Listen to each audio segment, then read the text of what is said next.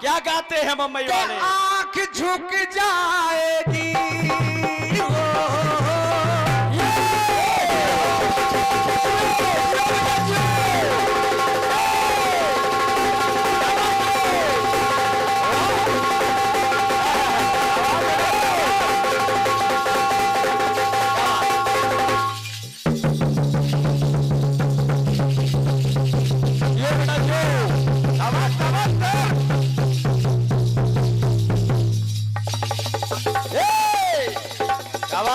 बहुत अच्छे।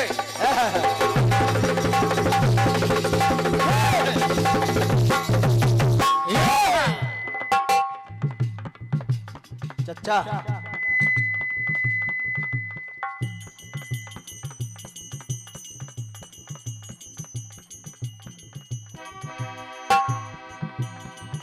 अरे आंख झुक जाएगी हो और मुझको शर्म आएगी। क्यों क्यों? अरे सैया जी से छुप के, ए सैया जी से छुप के, के सैया जी से छुप के हुई क्या तेरी बात बता दे बेलिया। हमारे भैया लोग विराजमान हैं, गीत को सुनिएगा। दो रोटी खा के चैन से सोता है आदमी।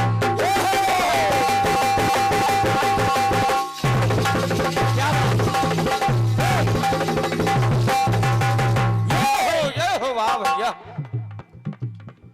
दो रोटी खा के चैन से सोता है आदमी, देखो कहीं दो रोटी को रोता है आदमी।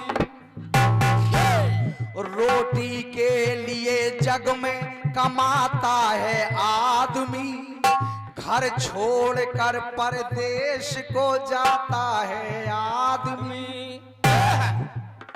रोटी के लिए बन जाता शैतान आदमी, रोटी के लिए खो देता ईमान आदमी। लेकिन हद तो तब हो जाती है कब? कि रोटी के लिए, रोटी के लिए जब हो जाता परेशान आदमी, तो रोटी के लिए ले लेता है जान आदमी। क्योंकि अरे जीवन में जीने के खातिर जग में बड़ी महान है दो रोटियां। बहन कल्पना जी, लोग कह देते हैं कि भैया दो रोटी का सवाल है, लेकिन ये बाबूलाल उन दो रोटियों की बात नहीं कर रहा है। अगर दो रोटियां आई हैं तो ये दो रोटियां ही मिलेंगी। कैसे कैसे? Hello hello hello hello. तो कोई मन से खिलाए ओ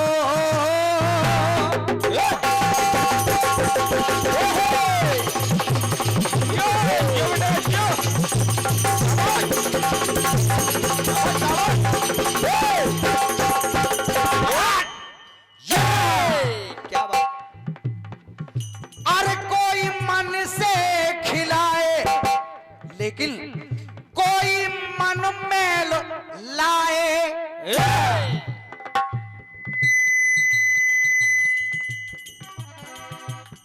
मान्य उद्घोषक महोदय, आदरणीय संचालक महोदय, थोड़ा सा आपका ध्यान चाहता हूं। अरे कोई मन से खिलाए, कोई मन में लाए, क्योंकि पाले प्रत को अरे पाले प्रत को और परहित को पाई परम प्रधान है दो रोटियां। तो जीवन में जीने के खातिर जग में बड़ी महान है दो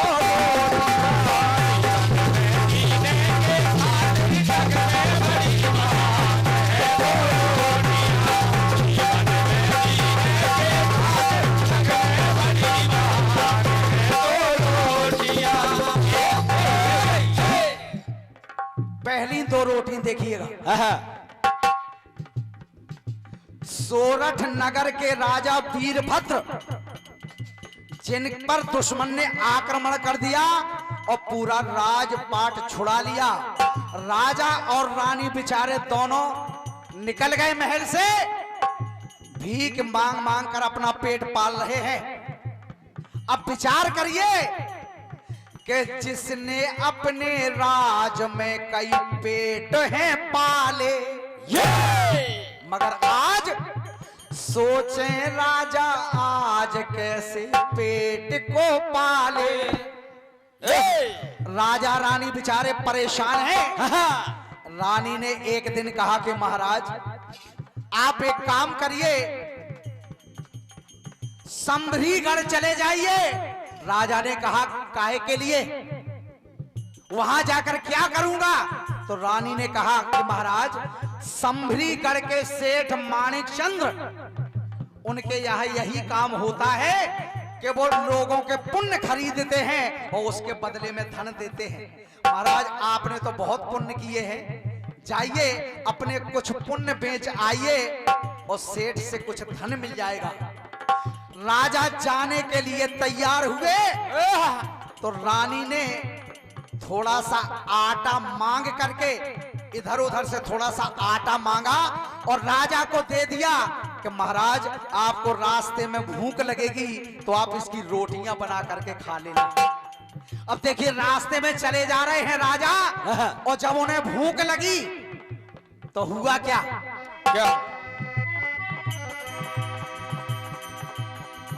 राजा ने उस आटे की 4 रोटियां बनाई और जैसे ही खाने को बैठे एक साधु महात्मा आ गए। साधु महाराज आ गए, बोले भैया आपके पास कुछ खाने को हो तो दे दो, बहुत भूख लगी है। राजा ने वो 4 रोटियों में से 2 रोटियां उस साधु को खिला दी और 2 रोटियां खुद खा ली और पहुंच गए कहां? सेठ माणिक चंद्र के पास। उधर जाकर कहा कि सेठ जी मैं अपने पुण्य बेचने आया हूं, मेरे पुण्य खरीद लो।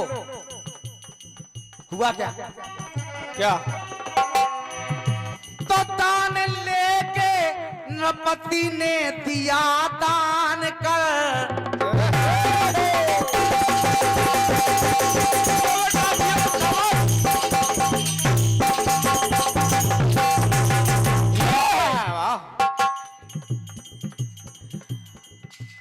सेठ से कहा हेलो हेलो, कहा सेठ जी मेरे पुण्य खरीद लो। सेठ ने कहा ठीक है, वो तराजू रखा है, उस तराजू के ऊपर अपने पुण्य लिख करके चढ़ाओ। राजा ने एक एक पुण्य लिख करके चढ़ाया, सारे पुण्य चढ़ा दिए, लेकिन वो तराजू का पल्ला इधर का उधर नहीं हुआ।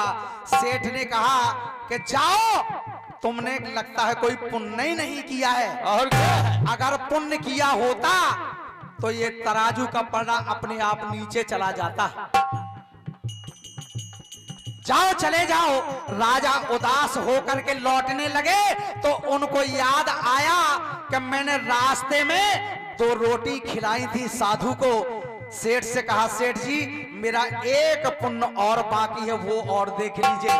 और जैसे ही वो 2 रोटी का पुण्य लिख करके तराजू पर रखा, तुरंत वो तराजू का पल्ला नीचे चला गया। अब हुआ क्या? क्या? अरे दान लेके नृपति ने दिया दान कर,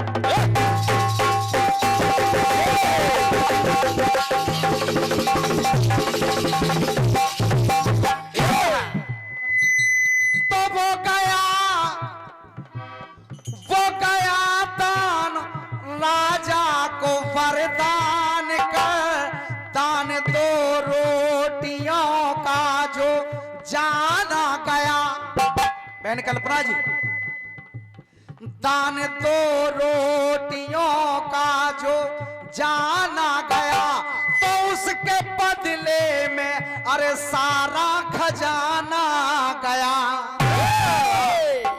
क्या बात। सेठ धन रखते गए और एक समय ऐसा आया कि पूरा खजाना खाली हो गया, लेकिन उस 2 रोटी के पुण्य की तौल के बराबर नहीं हुआ। तो कैसा अनुपम दान,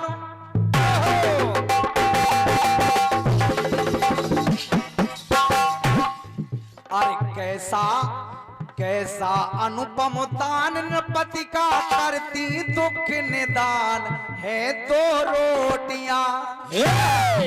तो जीवन में जीने के खातिर जग में बड़ी महान है 2 रोटियां।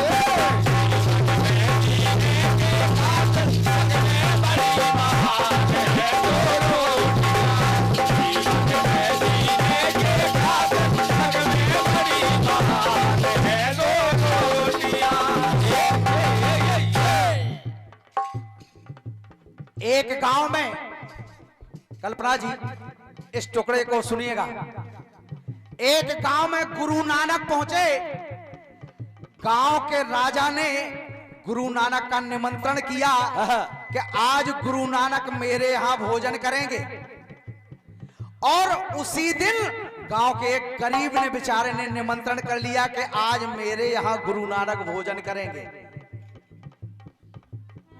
अरे भेज निमंत्रण नानक का सत्कार करते हैं। ये कौन? गांव के राजा सत्कार करते हैं, मगर वो निमंत्रण निर्धन का स्वीकार करते हैं। गुरु नानक पहुंचे और जाकर के उस गरीब के यहां भोजन किया। जब भोजन किया, ये बात पता चली राजा को, तो क्रोध से तमतमा उठे। बोले गुरु नानक की इतनी मजाल कि मेरे यहां भोजन नहीं किया और उस गरीब के यहां जाकर के भोजन किया। पहुंचे गुरु नानक के पास और जाकर के कहा, सुनो गुरु नानक, क्यों ना भोजन किया आप बतलाइए।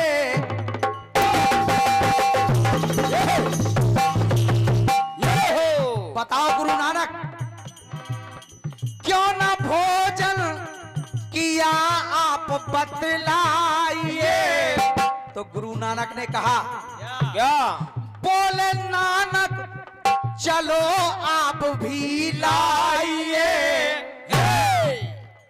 कहा ठीक है, आप भी भोजन लाओ। एक रोटी ली उस राजा की और एक रोटी उस गरीब की ली और दोनों हाथों से दोनों रोटियों को निचोड़ने लगे गुरु नानक। तो एक रोटी से गिरती दूध की धार है, दूसरी से बहे खून की धार है। एक रोटी से दूध गिर रहा है और दूसरी रोटी से खून टपकने लगा। राजा ने कहा, गुरु नानक ये क्या हो रहा है?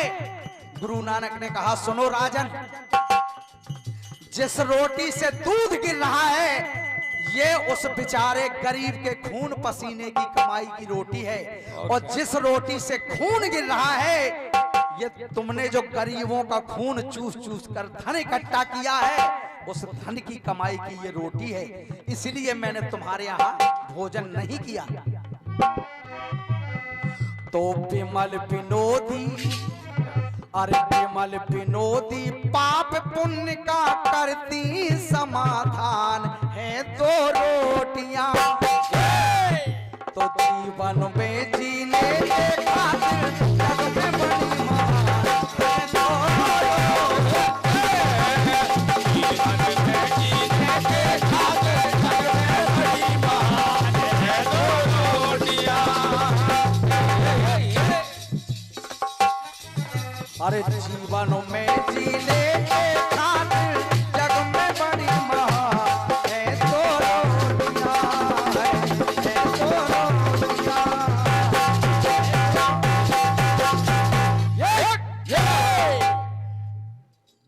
ये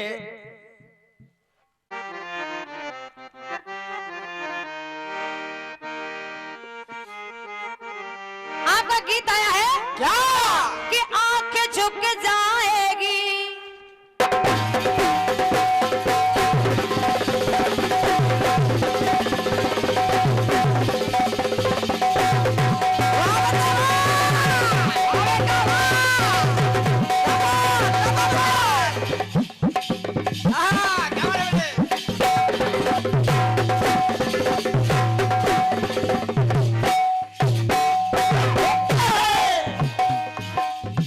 बाबूलाल भैया का गीत आया कि आंखें झुक जाएगी, मुझको शर्म आएगी, आंखें झुक जाएगी, मुझे शर्म आएगी। तो सैया जी से छुप के हुई क्या तेरी बात, कि सैया जी से छुप के हुई क्या तेरी बात, बता दे गोरिया, ओ बता दे गोरिया। तो सैया जी से छुप के हुई क्या तेरी बात, बता दे गोरिया, बता दे गोरिया, बता दे गोरिया, बता दे गोरिया, बता दे गोरिया, बता दे गोरिया।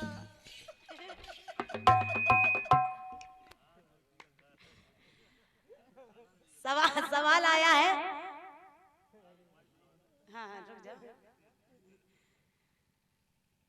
दो रोटियां जग में बड़ी महान है, दो रोटियां। हम आए, हमने कहा अवधेश भैया पूड़ी उड़ी तो हम खाएंगे नहीं, बस दो रोटी मिल जाए वही जरूरी है। लेकिन बढ़िया गीत आया है, बहुत अच्छा, बहुत बढ़िया बेटा। दो रोटियां। हाँ अब बाबूलाल भैया जब बात रोटी की आ गई, हाँ, रोटी खाएंगे तो उसके बाद बात आनी चाहिए पानी पीना चाहिए। बिल्कुल बेटे। रोटी हाँ तो प्रयास देखिएगा बड़े भैया, सुने सुनिए। कि जीवन लेता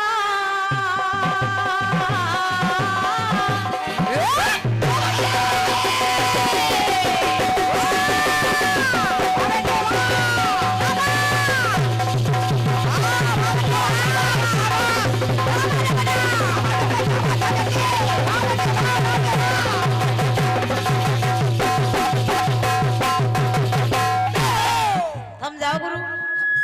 हाँ थम जाओ। हाँ आराम करो बेटा तुम। चलो बजा लो, बजा लो।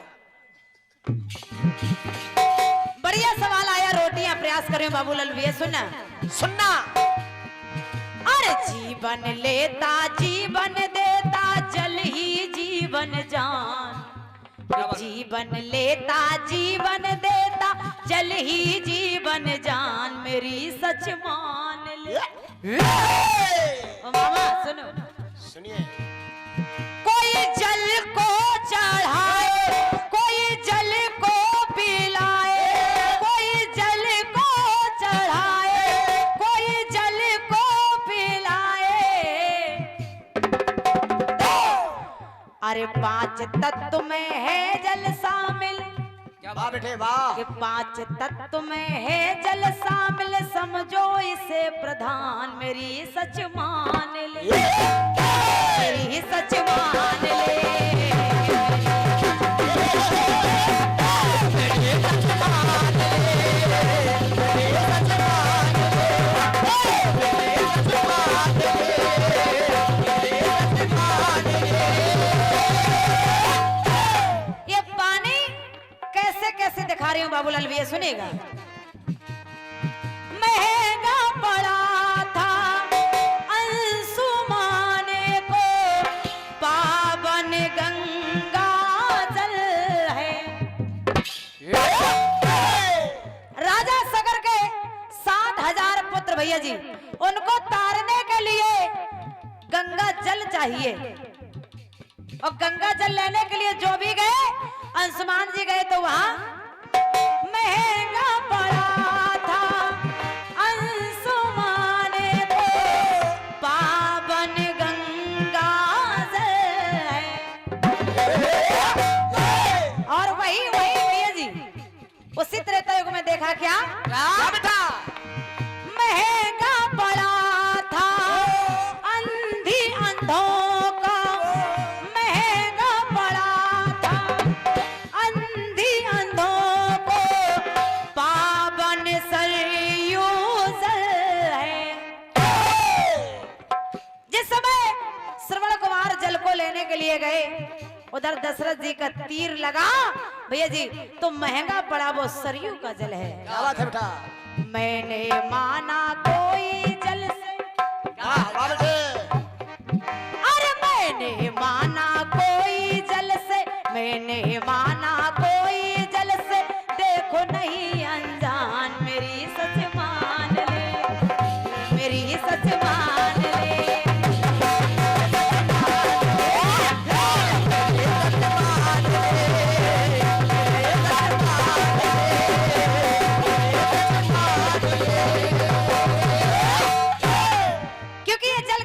सुनेगा सुनिए। हाथों में रहे तो इंसान निर्भय है। ये पानी अगर अपनी हद में रहता है तो हर कोई निर्भय होकर रहता है। और क्या? लेकिन हाथों में रहे तो इंसान निर्भय है, ऐसा सभी ने देखा। और तोड़े दे सीमा तो होती प्रलय है, तोड़े दे सीमा तो होती प्रलय है, ऐसा सभी ने देखा। अरे भर के कठोता धोता चरण है, अरे भर के कठौता धोता चरण है, करके केवट जलपान मेरी सच मान ले, हो मेरी सच मान ले।